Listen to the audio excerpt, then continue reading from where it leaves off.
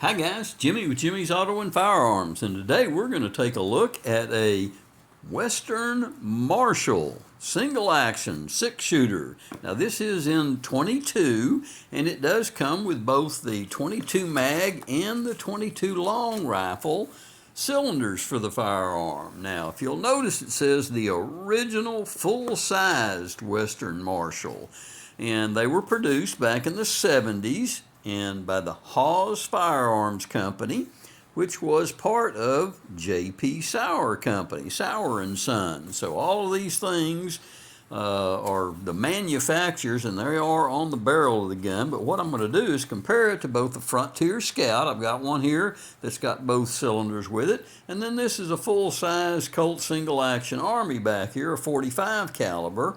But I wanted you to see how massive it's.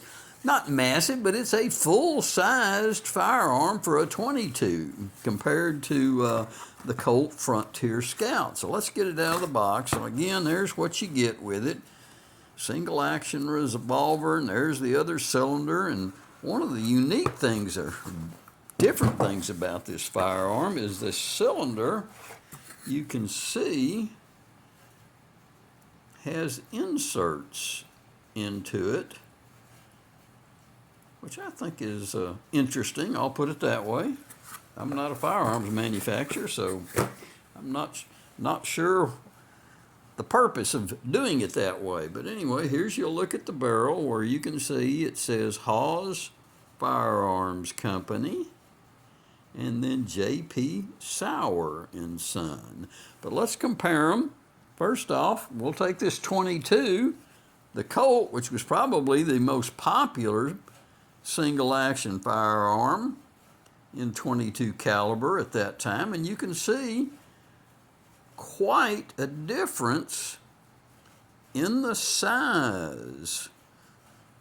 This Western Marshall is just massive. So there's a comparison to the Colt Frontier Scout, and then if we take a Colt single-action Army and lay it down on top of it, it's almost identical as far as the overall size of the firearm. So I find that interesting that they decided they needed to build a 22 that was that massive of a firearm. So I'm sure looking forward to getting this down to the range and seeing how it plinks 22s out of it. So I thought y'all would enjoy. This is not an expensive firearm, but they are Western 6-shooter 22 caliber.